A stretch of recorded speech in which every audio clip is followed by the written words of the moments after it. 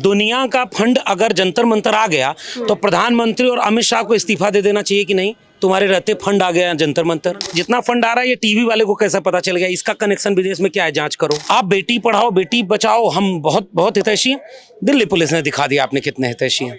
ऐसे ऐसे लाठी मारी, माँ खड़ी है बेटी को थप्पड़। को ये लग रहा था कि जो हम झूठ लूट और फूट का एजेंडा 12-13 साल से चला रहे हैं तो भारत उसी में उलझा है। वोट चोरी तुम करोगे, चंदा चोरी तुम करोगे, पेपर चोरी तुम करोगे और उसके बाद युवाओं के भविष्य की चोरी तुम करोगे। आपकी आने वाली पीढ़ी गुलाम पैदा होगी अगर बीजेपी और आरएसएस ने इस तरह की आवाजों को कुचल दिया तो। नई शिक्षा नीति कहती है 45,000 सरकारी डिग्री कॉलेजों को अगले 20 साल में बंद करके 15,000 करना है और मंदिर मस्जिद की लड़ाई छिड़वाते रहो।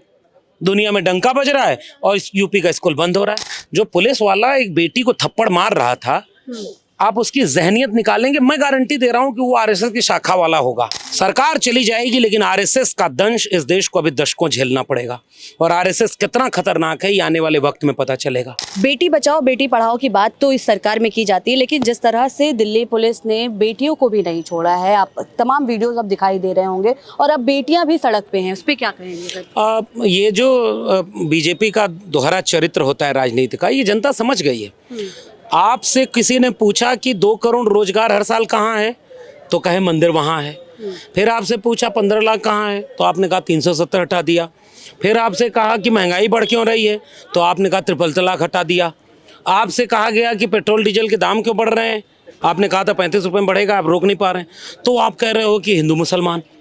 आज महाराष्ट्र में कुछ युवाओं ने एक नारा लगाया कि जैसे यहाँ एक नारा लगा था 20 जुलाई को, जब जब मोदी डरता है पुलिस को आगे करता है, तो महाराष्ट्र के युवाओं ने स्टेशन पर ऐसे ही नारा लगाया कि जब जब मोदी डरता है हिंदू मुस्लिम करता है। तो वैसे ही चरित्र उनका समझ में आ गया युवाओं का। वैसे ही इन्होंने एक झूठ बोला कि वो महिलाओं के बड़े हिमायती हैं। मोदी जी बोल रहे थे तो हालांकि विश्वास लोगों को कम था। आपने पूरे विपक्ष के खिलाफ कैंपेन चलाया कि महिला आरक्षण बिल पास नहीं होने दे रहा, जबकि वो पास हो चुका था। बीजेपी महिलाओं की हितैषी है और विपक्ष उसका विरोधी है। बिल्कुल, हाँ। आप बेटी पढ़ाओ बेटी बचाओ, हम बहुत बहुत हितैषी हैं। दिल्ली पुलिस ने दिखा दिया आपने कितने हितैषी हैं। ऐसे ऐसे लाठी मारी, माँ खड़ी है बेटी को थप्पड़। लाठी मारना, ये एक पुलिस का आला अधिकारी है, उसके घर में भी तो बेटियां होंगी, बहनें होंगी, पत्नी होगी। वो वीडियो देखी होगी तो क्या लगेगा कि उसको जाके थप्पड़ मारती है पुलिस। आंदोलन जब होता है तो पुलिस का फर्ज ये होता है। इंटेलिजेंस क्या कर रही थी मोदी और शाह की, आपको नहीं पता था इस देश के युवाओं में कितना गुस्सा है? और जब इतने लोग आएंगे और आप संभाल नहीं पाएंगे, आपको नहीं पता चला? इनको ये लग रहा था कि जो हम झूठ लूट और फूट का एजेंडा 12-13 साल से चला रहे हैं तो भारत उसी में उलझा है। इनको भनक नहीं लगी कि पूरा भारत इनसे नाराज बैठा है। वोट चोरी तुम करोगे, चंदा चोरी तुम करोगे, पेपर चोरी तुम करोगे और उसके बाद युवाओं के भविष्य की चोरी तुम करोगे। इसका मतलब ये है कि अब ये धीरे धीरे देश जान गया। मैं इस आंदोलन से एक उम्मीद देख रहा हूँ। ये किसी एक संगठन एक पार्टी का आंदोलन नहीं है, ये इस देश के युवाओं का है। रांची में हो रहा है प्रोटेस्ट, अहमदाबाद में, हैदराबाद में, मिजोरम से लेकर लद्दाख तक हर जगह हो रहा है। मेरी उम्मीद क्या है, कलम और किताब हर हाथ में हो, यही भारत बचाएगी। इस देश में 3% युवाओं, जो 65 करोड़ से ज़्यादा हैं युवा, उनमें 3% के हाथ में कलम किताब है हायर एजुकेशन की। 1% से ज़्यादा उसमें PhD या ऊपर की डिग्री तक जाते हैं। उनमें से 0.00 कुछ % को नौकरी मिलती है। अभी तो ये वही जागे हैं जो पढ़े लिखे थे। बाकी भारत तो कहीं मजदूर बना है, कहीं पत्थर तोड़ रहा है, कहीं बर्तन धुल रहा है, कहीं सीमेंट उठा रहा है, कहीं खेत में काम कर रहा है। वो जब जाग जाएगा तो क्या होगा? तो पढ़े लिखे युवाओं को हम लोग अपनी नौकरी कुर्बान करके जगा रहे थे कि भाई तुम अपने भविष्य के लिए तो लड़ो। ये तुमको हिंदू मुसलमान करते हैं, तुमको उसमें गुदगुदी होती है कि हाँ हिंदू मुसलमान ये वो। अब तुम असली मुद्दे पर आए हो। तुम्हारे स्कूल को, जैसे एक उदाहरण दे दूं, 27,000 से ज़्यादा सरकारी स्कूल, सरकारी विद्यालय उत्तर प्रदेश में बंद किया और सरकारी मदिरालय खोल दिया योगी आदित्यनाथ की सरकार ने। तो यूपी वालों, तुमको नहीं समझ में आया कि गरीब का बच्चा पढ़ेगा नहीं, और पढ़ेगा नहीं इंडिया तो कैसे आगे बढ़ेगा इंडिया? ये सवाल करने वाली भीड़ है, ये पार्टी की संगठन की नहीं है। अब देश भर के लोगों को जागरूक होना होगा। आपकी आने वाली पीढ़ी गुलाम पैदा होगी अगर बीजेपी और आरएसएस ने इस तरह की आवाज़ों को कुचल दिया तो।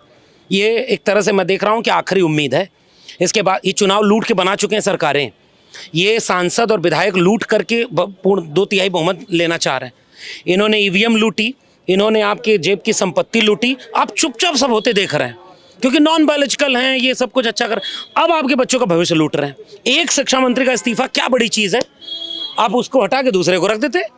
ये अहंकार है जो हम नहीं इस्तीफा देंगे, तुम क्या कर लोगे, तो ये वो करना चाह रहे हैं। जाता है ना कि हमारी सरकार में इस्तीफे नहीं होते हैं, तो ठीक है, अब अभी प्रूफ किया जा रहा है कि हाँ ये अहंकार बोलता है, ये अहंकार बोलता है, ये लोकतंत्र है बाबा साहब के संविधान ने। और मैं आंदोलनकारियों से भी अपील करता हूँ, हिंसा मत करना, और खुद कर भी नहीं रहे हो, ये भाजपा वाले हिंसा करवाएंगे। आसपास मोबाइल लेके सजग रहो, जो हिंसा करे उसको पकड़ के पुलिस को दे दो। लगता है कि इसमें कोई अरे बहुत सारे एलिमेंट बीजेपी वालों ने भेजे होंगे, एलिमेंट्स आ गए, बहुत सारे। वो पुलिस पर हमला कर देंगे, वो से पैरामिलिट्री पर हमला कर देंगे कि ताकि आंदोलन डिरेल हो जाए। उस समय एक नारा लगा था कि जेपी आंदोलन के समय, हमला चाहे जैसा भी हो, हाथ हमारा नहीं उठेगा। इकबाल ने कहा था कि जमहूरियत एक तर्ज हुकूमत है कि जिसमें बंदों को गिना करते हैं, तौला नहीं करते। आप गिनती में संख्या बढ़ाओ। ये जो दिल्ली की कुर्सी पर बैठे हैं या नागपुर में बैठे हैं, ये बहुत डरपोक लोग हैं। ये अंग्रेजों से डर गए तो माफ़ी मांगे, ये संविधान से डर गए तो संविधान का विरोध कर रहे हैं, ये चुनाव से डर गए तो अब ईवीएम से लेकर के सारी चीज़ लूटते हैं। ये आपके आंदोलन से भी डरते हैं। आंदोलन मजबूत तब होता है जब संविधान को हाथ में लेकर, तिरंगे को हाथ में लेकर चुपचाप सड़क पर निकल जाओ।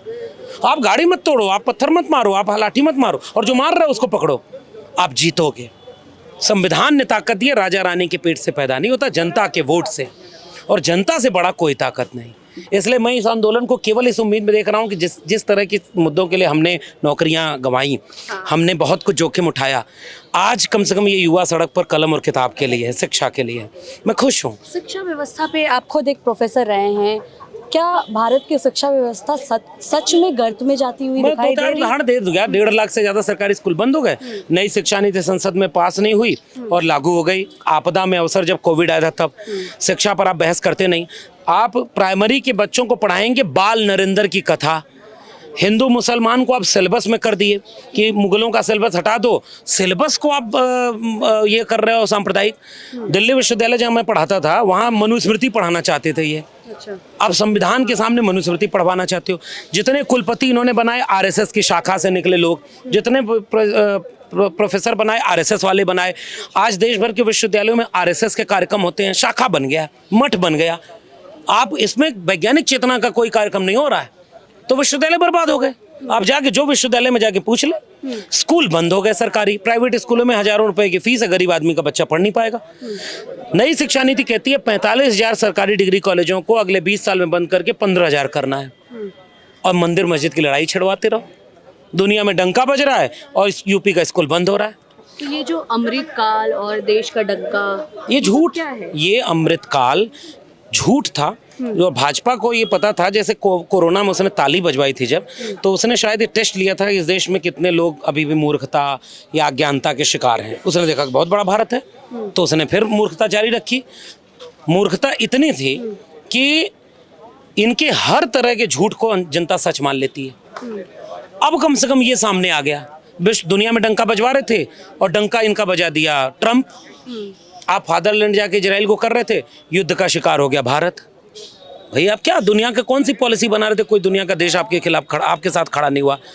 आपने कहा ऑपरेशन सिंदूर में कोई मारा नहीं गया और आपकी सेना करे 6 लोग मारे गए।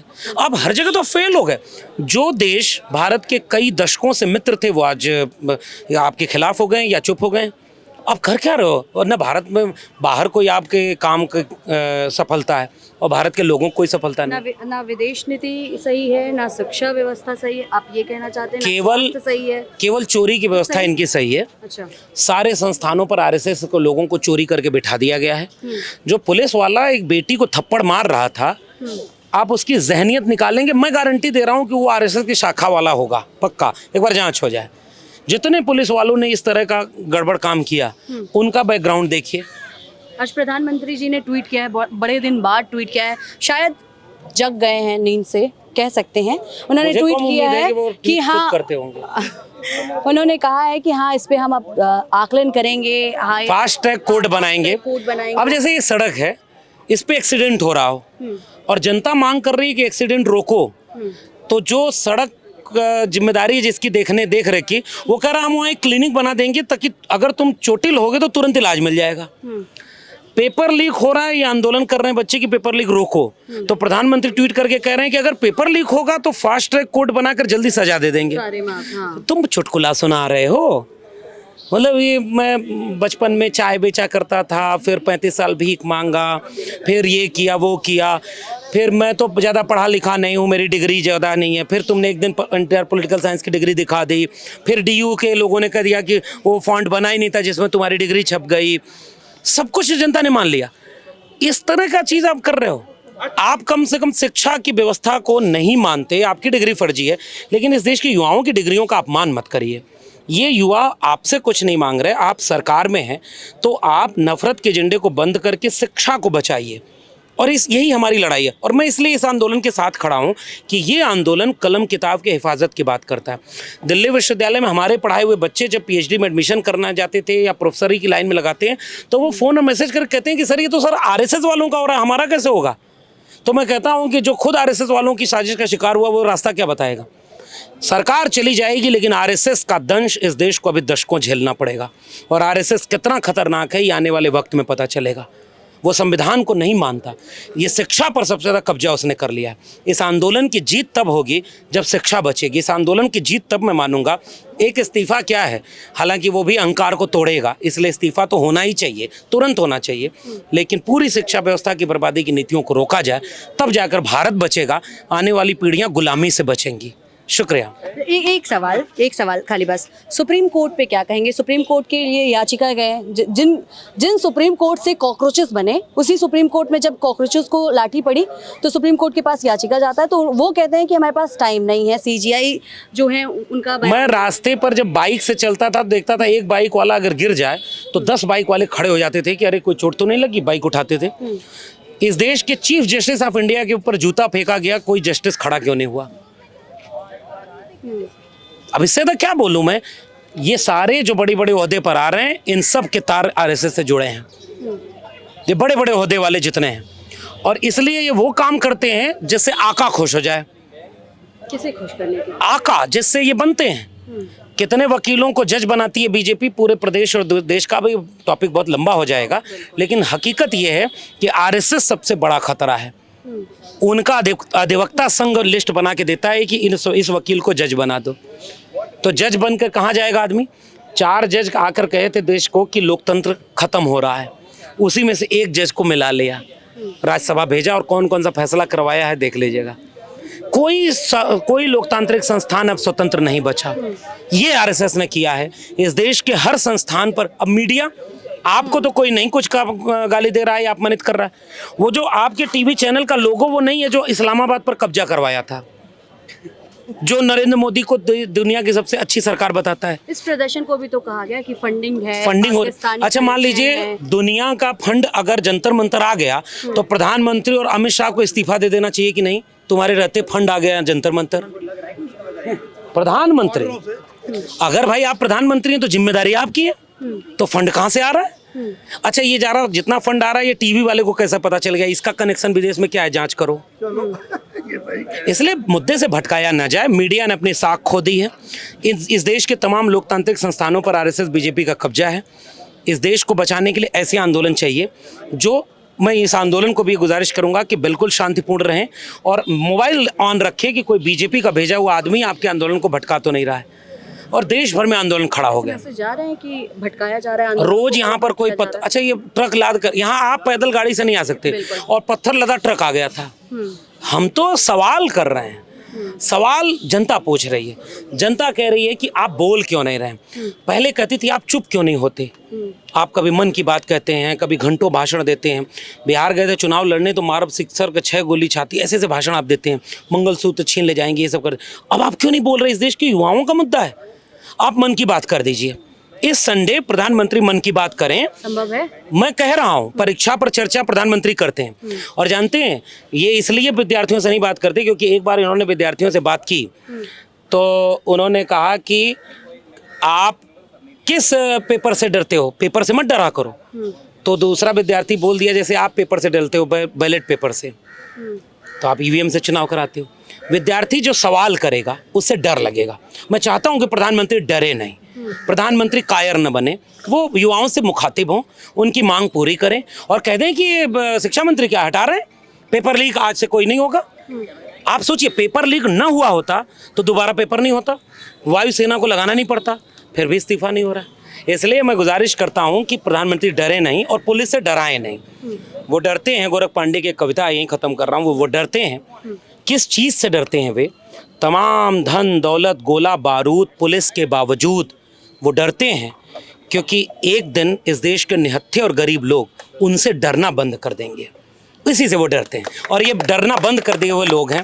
और मुझे लग रहा है कि अगर ये आंदोलन कामयाब होगा तो देश के लिए कुछ अच्छा होगा। शुक्रिया।